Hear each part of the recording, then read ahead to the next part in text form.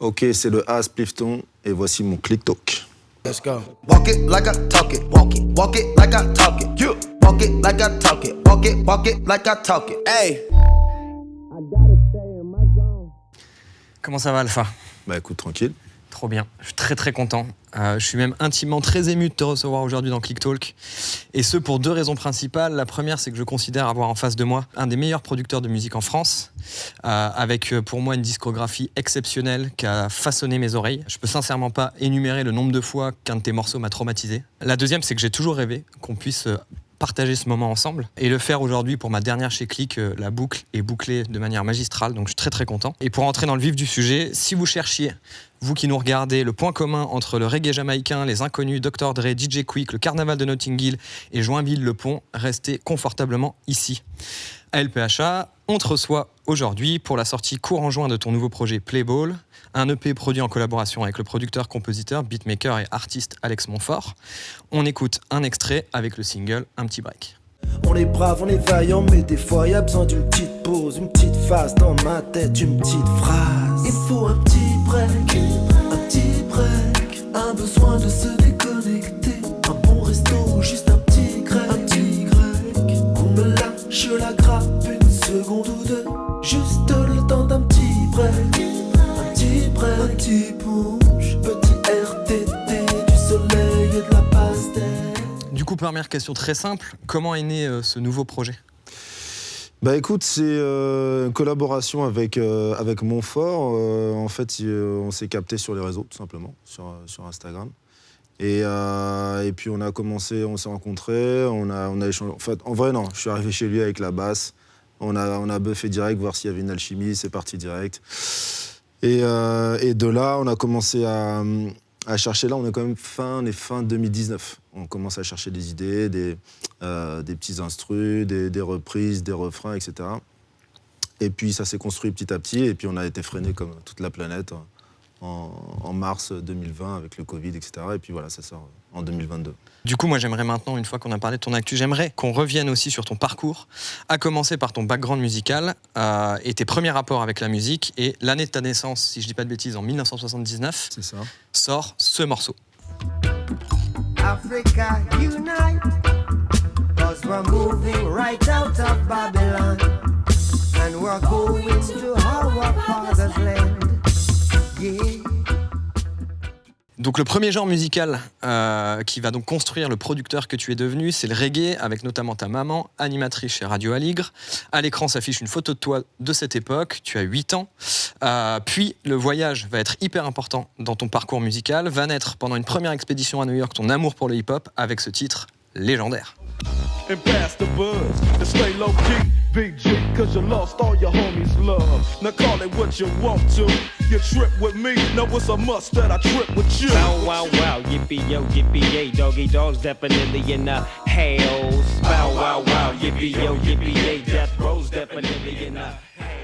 C'est ensuite le carnaval de Notting Hill à Londres qui te mettra une énorme claque et qui te fera même voir Jay-Z en chair et en os.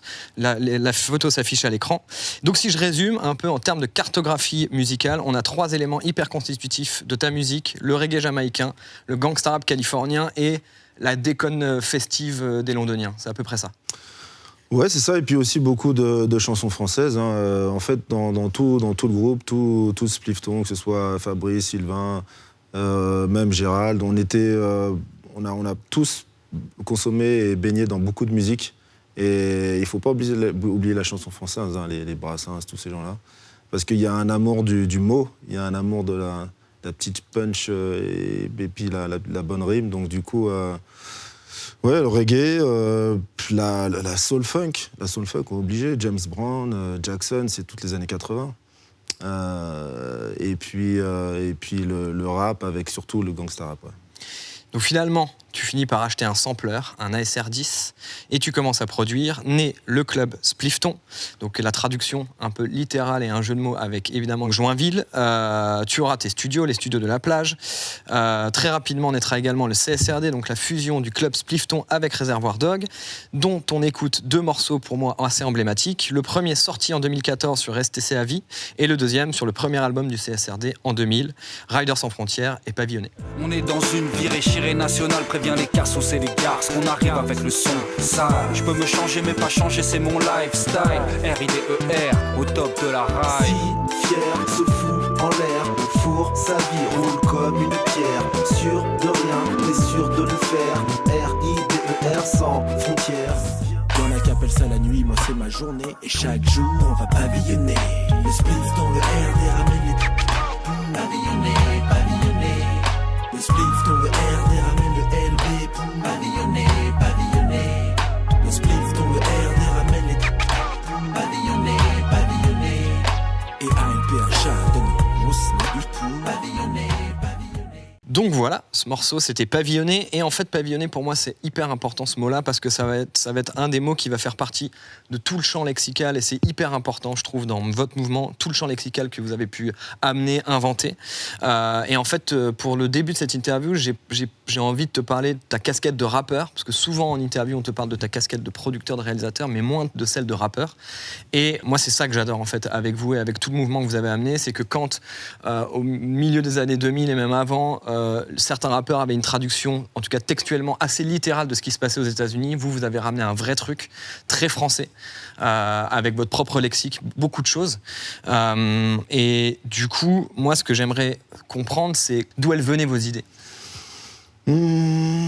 C'est vrai que musicalement, moi, je considère qu'on n'a pas ramené grand-chose, hein, puisque 90% de notre son, c'est du son américain, c'est du son de Californie. Après, ce qui est intéressant, c'est de mettre sa personnalité textuellement. Et puis, comme la France est un pays, la France aime le texte. La France écoute de la musique parce qu'elle a envie d'avoir du texte. Voilà, culturellement, on est vraiment sur le texte. Et c'est là, en fait, finalement, où on se démarque et on devient singulier. On a un son particulier parce qu'on amène des concepts et des petits néologismes comme pavillonner. Et c'est ça, finalement, qui est le vecteur le plus important de ce qu'on vit. C'est le texte, puisque au final, notre musique, c'est laquelle en France? Si on doit dire, non, le soul, funk, reggae, rap, tout ça, c'est de la culture importée. C'est pas notre musique à la base. Donc du coup, ça veut pas dire qu'on peut pas la faire, mais en tout cas, le vecteur de personnalité, c'est le texte. Et si je dis aujourd'hui que ALPHA, c'est une sorte de fusion entre le Gangsta Rap de Compton et Pascal Légitimus des Inconnus, est-ce qu'on est dedans? Ouais, on est bien. Ah ouais, on est bien. On est bien. Non, les Inconnus, ça m'a traumatisé de 90 du moment où je vais les voir, je dois avoir 10 ou 11 ans, où je vais les voir en spectacle, jusqu'à leur toute dernière télé, qui doit dater, je sais pas, de 94, par là, juste avant le film, là, Les Trois Frères. Je connaissais tout par cœur. Et à la cantine, au collège, tout le monde avait le droit à ces 5 sketchs par jour, si c'est pas plus. Donc non, les Inconnus, et même avant les Inconnus, Coluche aussi. Les années 80, c'était Coluche. Du coup, justement, on a parlé de la culture musicale française, et tu disais juste avant, à juste titre, que beaucoup de la musique qui se fait en France, en fait, c'est de la musique importée. Et vous, il y a un phénomène qui va, je trouve, se produire un peu à votre égard, c'est qu'on vous a assez vite mis en marge du rap. C'est-à-dire qu'il y avait le rap français d'un côté et la West Coast française de l'autre. Ce qui est assez bizarre là-dedans, c'est que les mecs qui faisaient du Mobb Deep, on leur disait pas vous êtes de la East Coast française. Comment tu l'expliques ça? Non, je pense qu'il y a plein de facteurs. Déjà aux États-Unis, le berceau du hip-hop, c'est New York. Et déjà aux États-Unis, Los Angeles est un peu vécu comme, pas comme des arrivistes, parce que maintenant ça y est, ils sont dedans, mais au début, à la fin des années 80, début 90, il me semble qu'aux États-Unis, tout ce qui venait de LA, c'était un peu, entre guillemets, du sous-rap. Après, en France, je pense qu'on a importé beaucoup de ça, et on a importé beaucoup de cette gay guerre, de cette vraie guerre aux États-Unis, Tupac, Biggie, et puis c'est devenu, entre guillemets, une gay guerre ici. Et puis je pense aussi qu'il y a 2-3 gardiens du temple qui avaient décidé que le son devait sonner comme ça et pas autrement. Et puis c'est un peu ce qui se passe dans une culture importée, c'est que celui qui importe la culture et qui a une forme de pouvoir sur les médias, où il impose un peu sa vision du truc, parce que c'est lui il fait partie des gens qui l'ont importé. Donc, alors que quand c'est ta propre culture, en général, les acteurs d'une culture font tout pour se démarquer. En général, tu as toujours ce qu'on appelle des copycats. Mais en général, si tu veux, tu baignes dans un truc entre 0 et 10, et tu as envie de te démarquer, tu as envie d'avoir ton style. et de changer. Là où quand tu pratiques une culture qui est importée, en général, tu singes ce que tu rapportes et tu essaies de te rapprocher le plus du truc. Dans vos concepts, qui étaient hyper forts, il y avait évidemment aussi celui de la ride, et surtout des riders et des rideuses avec lesquels vous avez réussi à fédérer toute une communauté, et ce, 15 ans avant les rats de Pete Booba. Comment est née cette idée et pourquoi c'était important d'amener ce concept stratégiquement ? Alors, on m'a jamais posé cette question. C'était une volonté.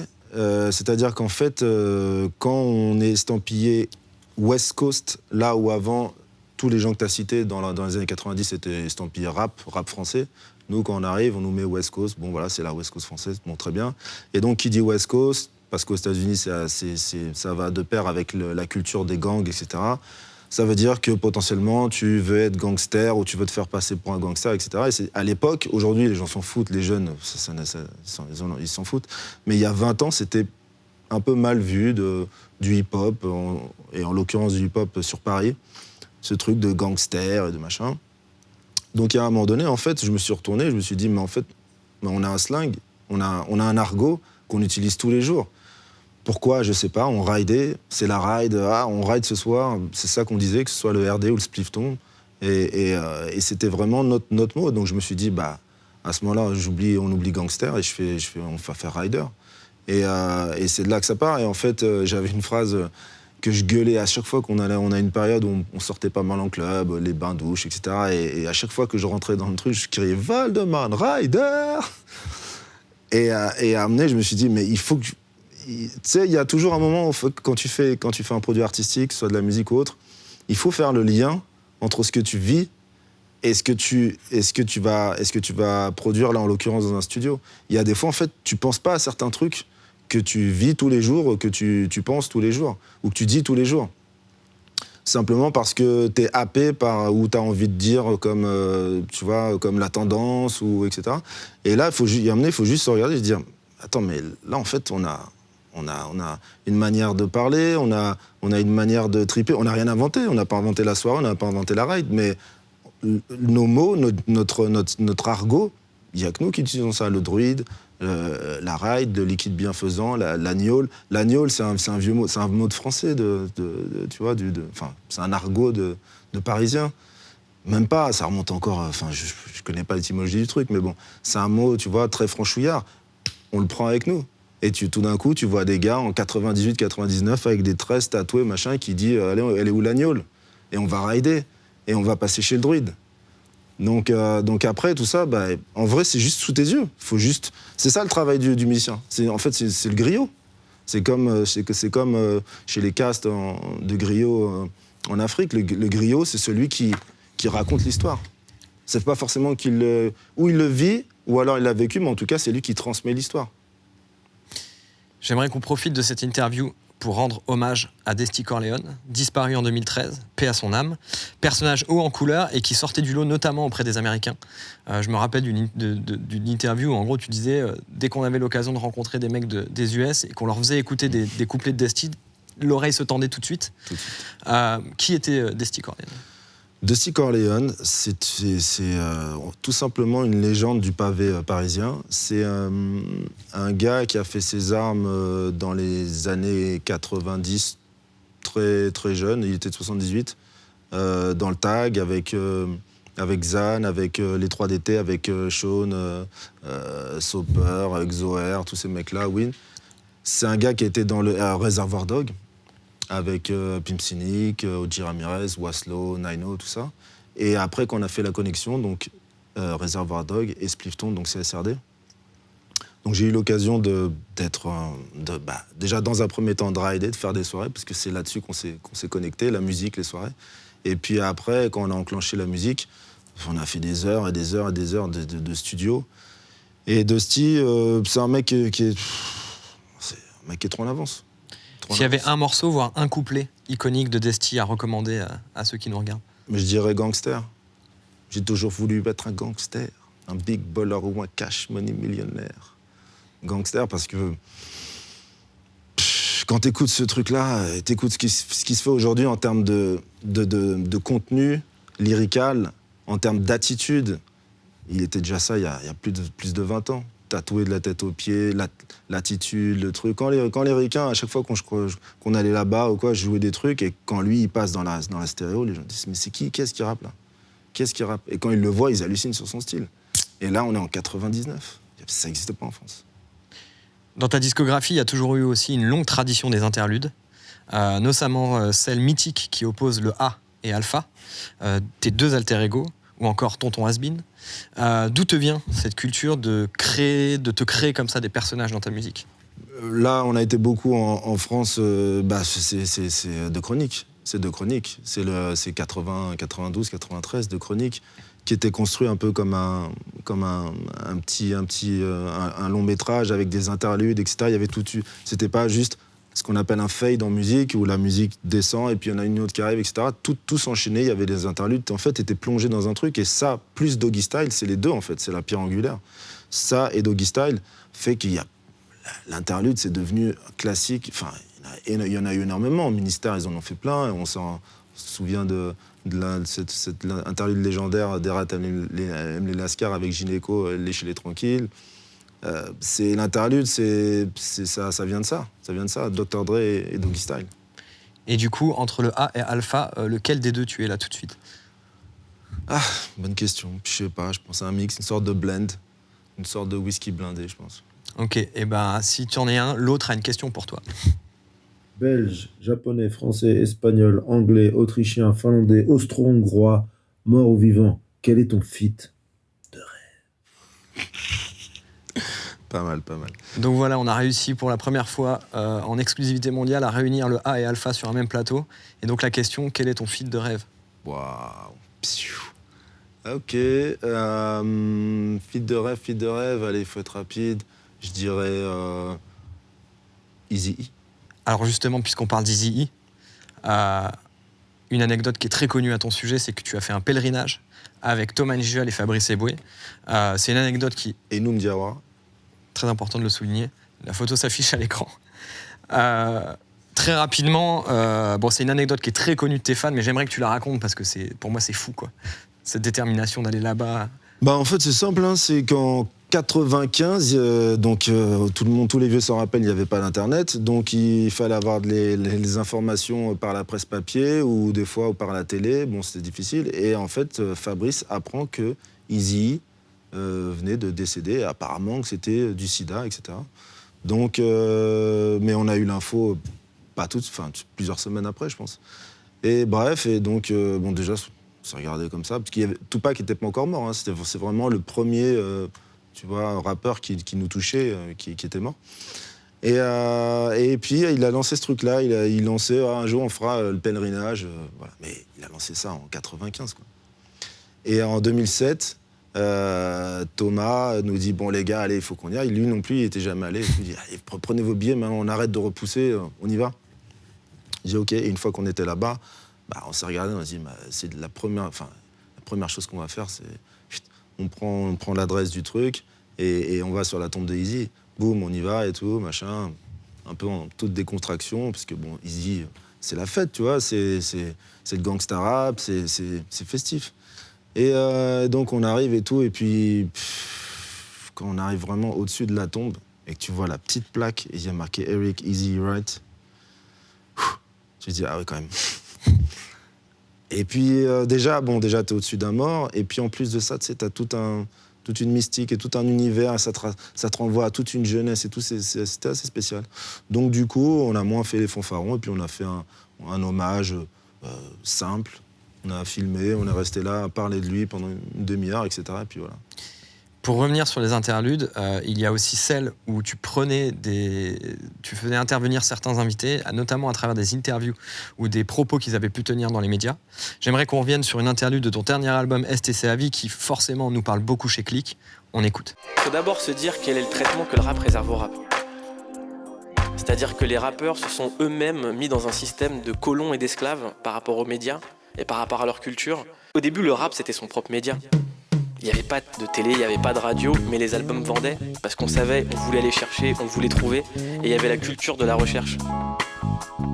Et aujourd'hui, le rap a été totalement colonisé. Et t'as 2-3 personnes comme ça du rap qui sont des esclaves chefs, tu vois, qui contrôlent les autres. Mais c'est tous des suceurs de beats. C'est même pas les maisons de disques et les médias, c'est eux-mêmes. C'est-à-dire qu'on a vidé cette culture de son substrat artistique et de son discours pour limiter le rap à ce qu'on appelle maintenant justement le rap game, qui est un truc triste où seules les ventes comptent, seuls les chiffres sont intéressants. C'est la course au tube et surtout à la médiocrité artistique. C'est-à-dire qu'en France, on a une culture de variété qui est nulle et ça se reproduit dans le rap. La variété rap est nulle. Les rappeurs qui vendent sont en général merdiques.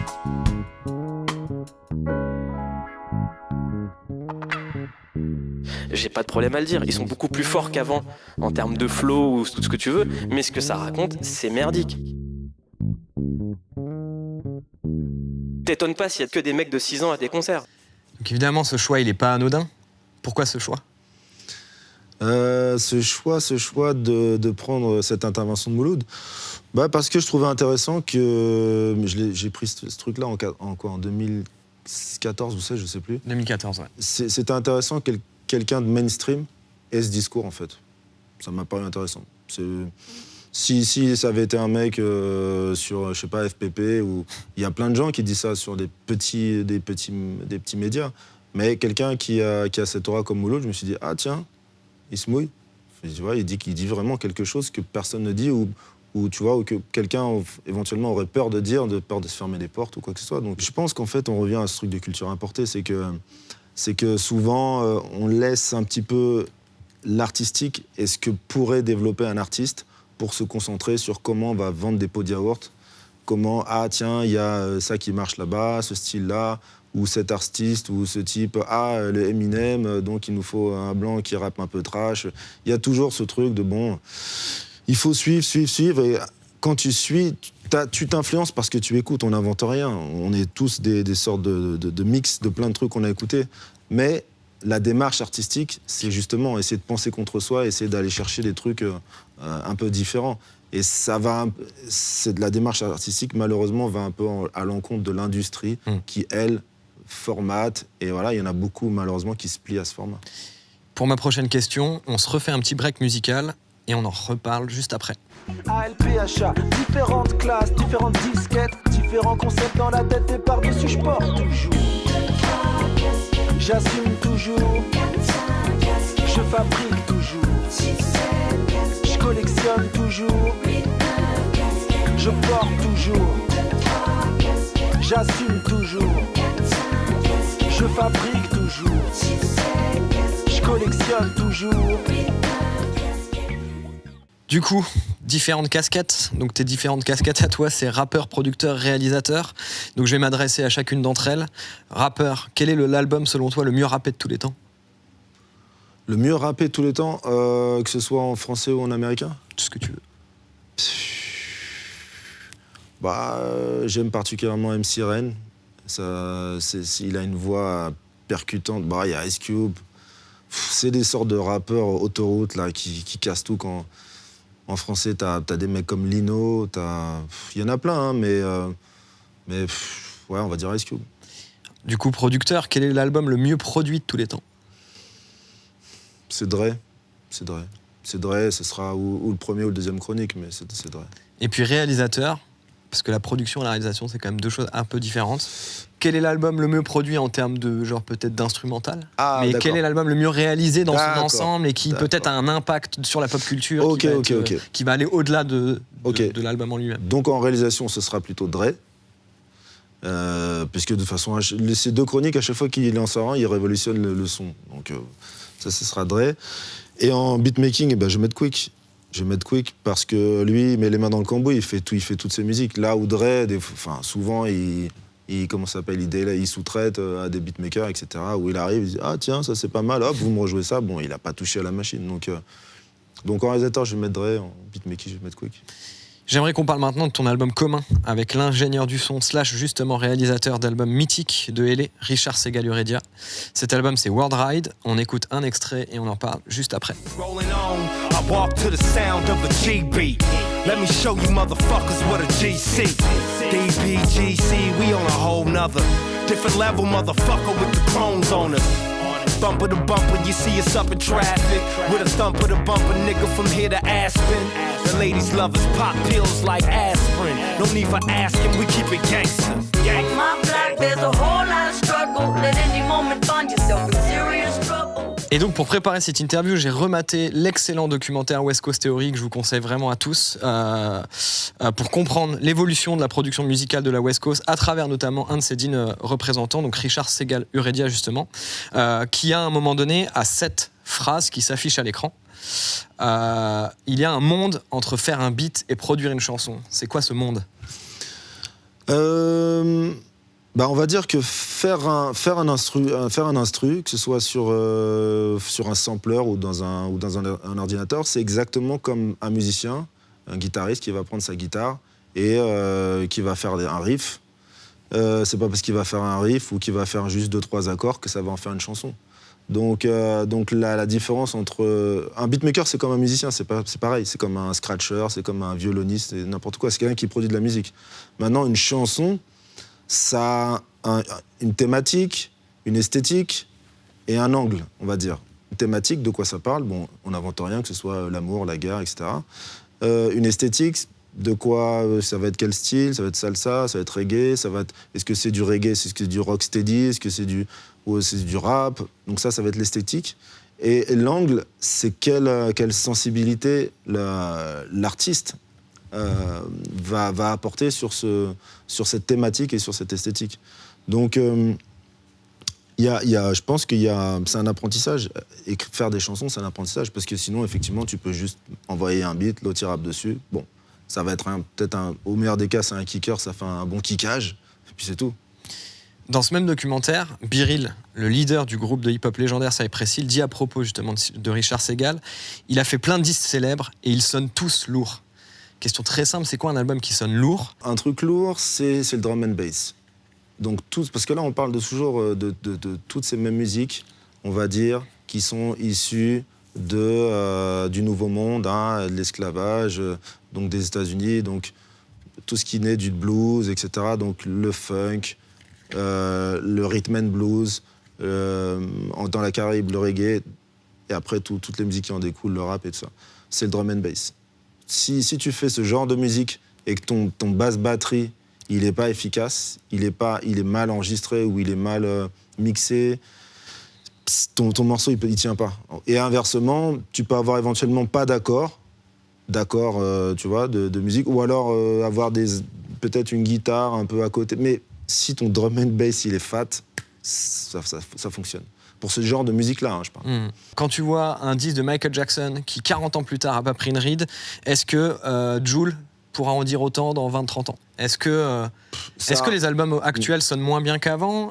Non, ça, je pense que c'est pas inhérent à la musique. C'est pas inhérent au rap ni à la musique. Je pense que c'est la société qui va toujours de plus en plus vite. Et si tu veux, plus ça va, plus le monde occidental, il est confortable, il est à l'aise, tu vois.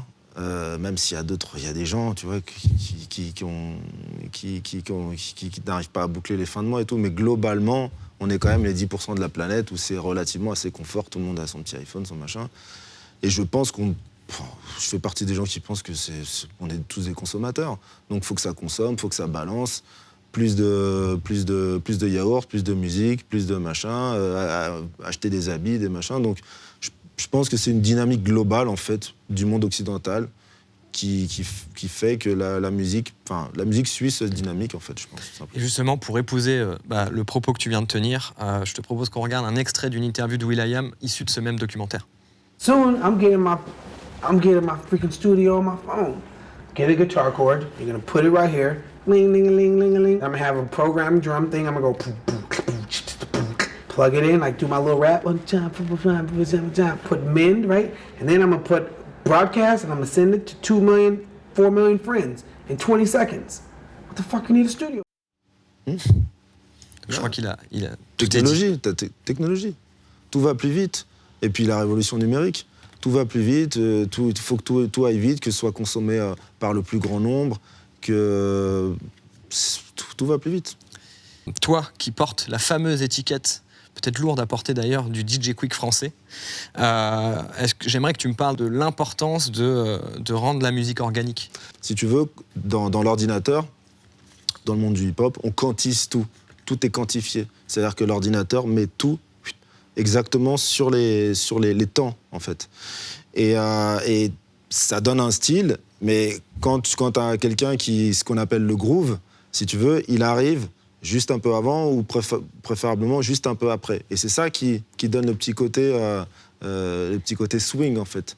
Et c'est ça qui est intéressant quand tu bosses avec des musiciens, c'est de les enregistrer sur au moins 16 mesures ou sur tout le morceau. Parce que sinon, si tu fais juste une boucle, autant le faire dans l'ordinateur, quoi. Exactement.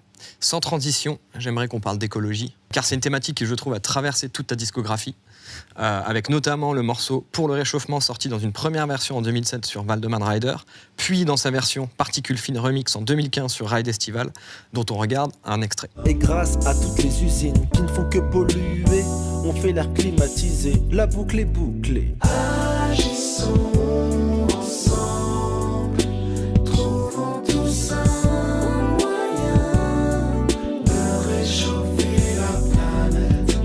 Passe le message aux voisins. C'est le réchauffement de la planète. Si tout le monde y met du sien, ensoleillissons nos lendemains. Le soleil en hiver, c'est nos fêtes. Donc voilà, j'ai pris ce morceau-là, mais il y en a plein d'autres. À l'heure où on se parle, on nous annonce 18 degrés au-dessus des normales saisonnières dans le sud.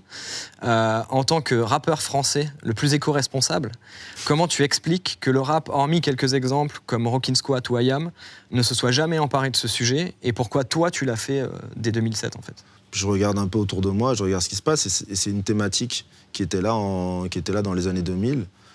Je regrette juste de ne pas l'avoir clippé en 2007, parce que je l'ai clippé quasiment 10 ans plus tard, le truc. Et c'était peut-être novateur en 2007, mais pas au moment où je l'ai clippé. Donc bon. Mais sinon, c'est le griot, quoi. On revient au griot. Ouais, mais pourquoi, tu vois... Toi, t'en as parlé, mais peu de rappeurs ont fait. Pourtant, les rappeurs sur tous les sujets y passent, comme tu disais, l'amour, la guerre, les quartiers, tout ce qu'on veut. Moi, j'ai rarement entendu des rappeurs rapper sur l'écologie, quoi. Je sais, il n'y a pas eu Kenny Arcana ou non? Peut-être, voilà. Kenny Arcana, Rockin' Squat, IAM, il y en a eu 3, quoi. Peu, quoi, ouais. Bon. Assez peu. Alors que pourtant, c'est une thématique qui est, en 2022 encore plus, et je pense au cœur de tous les enjeux politiques, et même ça devrait, à mon sens, être peut-être même le seul sujet dont on devrait parler aujourd'hui dans les médias. Moi j'en ai parlé parce que ça m'intéressait. Et c'est un truc de tous les jours. Que ce soit les histoires de tri sélectif, de couper l'électricité, de moins polluer, de moins prendre la voiture et tout. Moi, je l'aborde avec mon style, c'est-à-dire avec du second degré, avec de l'humour, parce que sinon, c'est chiant.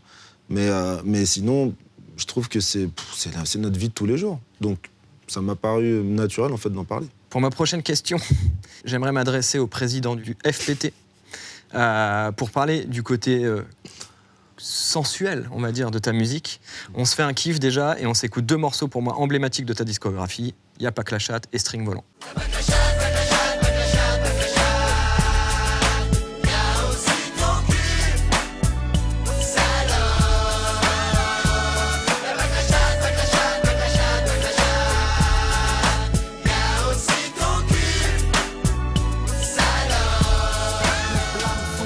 À la base, je suis un mec cool quand je roule avec mes potes. Mais pour qui tu veux que je vote? Ils nous proposent que des suce-boules ou des despotes. Dans ma vie, y'a une femme, c'est la liberté. Sur mon volant, y'a un string, car tu as fait semblant de l'oublier. On aurait pu évidemment aussi écouter Ça vaudrait le coup d'essayer, ou encore l'incroyable album concept Garde la position, et j'en passe. D'où te vient cette envie de rapper sur la gente féminine et même sur les rapports sexuels, hommes-femmes ou même homosexuels, parce que tu t'en parles aussi dans certains morceaux? Je pense qu'on parle assez mal de ce qu'on connaît pas, et inversement, je pense qu'on parle relativement bien de ce qu'on connaît. Donc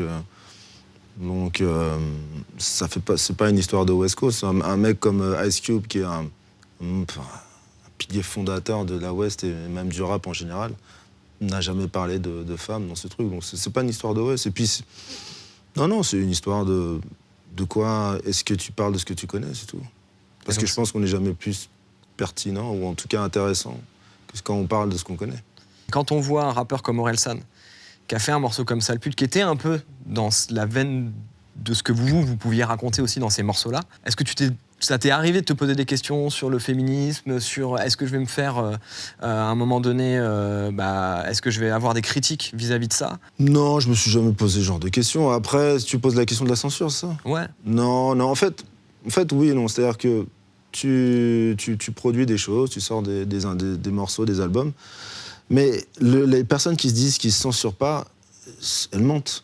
On se censure toujours, ne serait-ce que pour des questions de qualité. Si tu ne te censures pas, si tu n'es pas capable de dire « Ah, cette rime, je peux faire mieux », ou « Cet instru-là peut être mieux », ou « Ah tiens, est-ce que je peux pas le tourner comme ci ou comme ça », ou plus hardcore ou alors plus soft, c'est une forme de censure. Donc la censure, c'est simplement une recherche de qualité. Après, quand tu balances un truc dans la nature, tu peux pas savoir ce que ça fait. Si ça va être repris, si ça va être compris ou pas.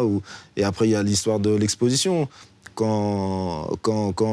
crois que ce problème avec Orelsan, ça a été quand elle a été exposée. Mais avant, quand elle n'était pas exposée, ça n'intéresse... Enfin, personne ne s'occupait de lui. Donc bon, la censure, c'est la recherche d'une qualité de toute façon. Et après, quand tu es exposé au plus grand nombre, écoute, ça vient comme ça vient, j'ai envie de dire, comme diraient nos amis Malox. Donc ça va être ma dernière question. Avant qu'on se quitte, je te propose un dernier petit interlude musical. On écoute Le jour le plus long.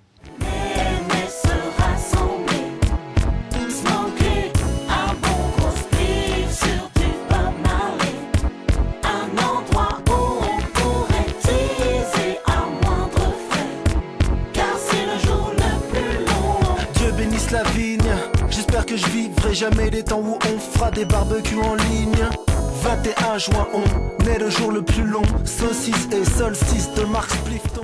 Pourquoi on écoute Le jour le plus long? Parce que pour moi, c'est un morceau qui est issu de Val-de-Marne Rider 2, un des classiques du rap français. Et je ne sais pas si tu es d'accord avec moi, mais peut-être la meilleure porte d'entrée pour entrer dans ton univers. Avant de conclure, si tu le permets, j'aimerais déjà te remercier d'avoir répondu présent à notre invitation.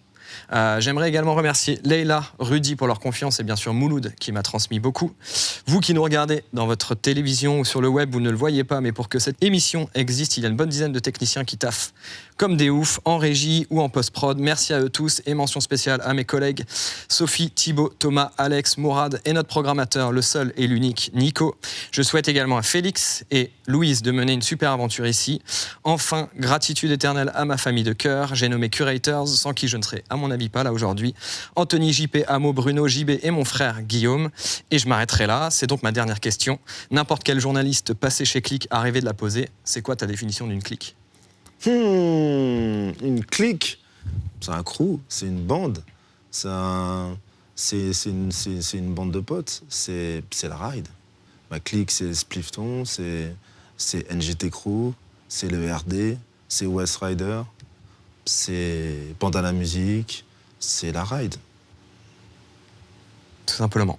Merci Alpha. On le rappelle, le projet en cours, Playball EP. Et on se quitte comme d'habitude en musique avec mon album préféré de ta discographie, Gangsta Music, et un morceau que j'ai saigné avec mon pote Gauthier, que je salue, Pétrole et Alcool. Merci Alpha. Yeah, yeah.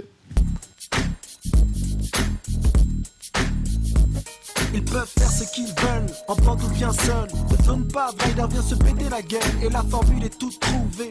Le crime passe, il a prouvé. Donc je circule en brasse coulée. Pétrole et alcool, ça ne change pas. C'est comme la bouffe, mon gars, ça se télécharge pas. L'âge et la vie de famille dans les cartes. Le célibat dormait dedans, comme si t'étais plus.